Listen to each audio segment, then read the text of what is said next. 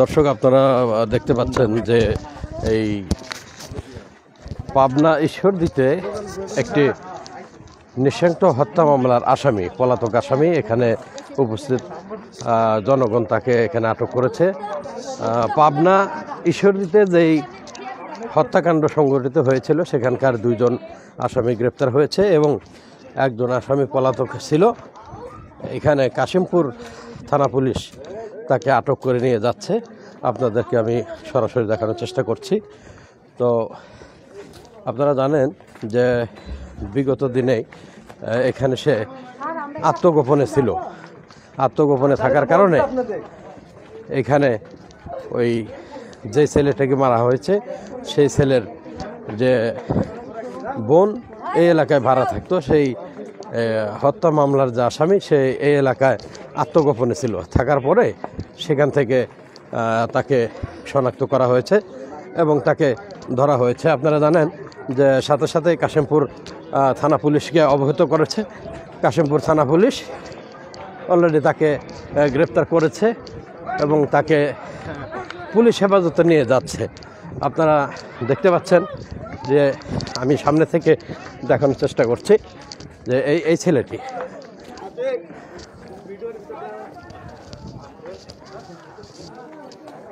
আপনারা দেখতে পাচ্ছেন যে এই ছেলেকে কাশিমপুর থানা পুলিশ হেফাজতে নিয়ে যাচ্ছে।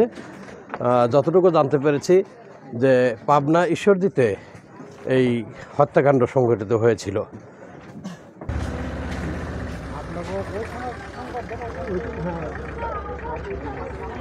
দর্শক, আপনারা দেখতে পাচ্ছেন যে সরাসরি আপনাদেরকে দেখানোর চেষ্টা করছি যে কাশিমপুর থানা পুলিশ সেই আসামিকে নিয়ে থানা হেফাজতে নিয়ে যাচ্ছে। আপনাদেরকে বিস্তারিত জানানোর চেষ্টা করছি আমি। দর্শক, আমি এই মুহূর্তে কথা বলার চেষ্টা করব যে ছেলেটিকে হত্যা করা হয়েছে তার বোনের সাথে। তা আসলে ওখানে কি ঘটনাটা হয়েছিল, কি ব্যাপার, এই জিনিসটা জানার জন্য আমি ওনার সাথে কথা বলার চেষ্টা করছি। আচ্ছা, এবার বলুন তো আসলে কি হয়েছিল বা কতদিনের ঘটনা? ওই ছেলেটা ঈদের 2 দিন আগে মারা গেছে, কিন্তু আমরা জানি না যে ওই ছেলেটাকে ওরা আটকে রাখছে।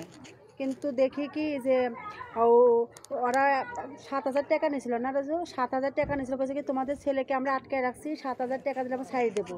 ছেলের জান যদি ফেরত চাও তাহলে আমাদেরকে 7,000 টাকা দাও। কিন্তু আমরা ভয়ে 7,000 টাকাও দিচ্ছি। মানে মূলত এটা মুক্তিপণ দাবি করছিল। হ্যাঁ, এটা দাবি করছিল।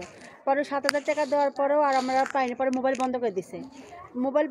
আমরা পাইনি। খুঁজে সম্মিলন করছি, মানববন্ধন করছি, সব কিছু করছি, কিন্তু তাও খুঁজে পাইনি। মানববন্ধন করতে যাওয়ার পরে আমরা যখন আবার আইসা দেখি 2টা 2:30 মনে হয় তখন বাজে। তখন দেখি কি আমরা যে বাসায় থাকি ওই ছেলেটা থাকে তার 3 তলায় মাইরি টাঙ্গের ভিতরে রেখে দিছে। এই ঘটনাটা কতদিন আগে ঘটছে? এই যে ঈদের 2 দিন আগে।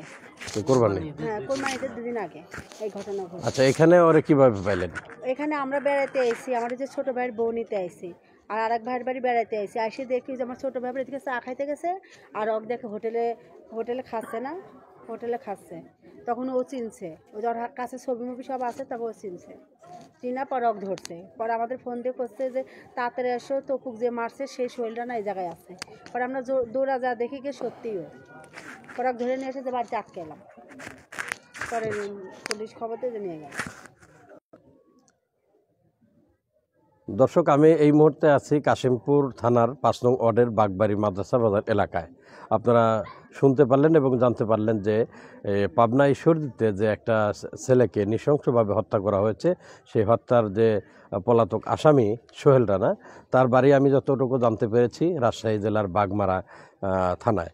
তো এখানে সে আত্মগোপনে ছিল।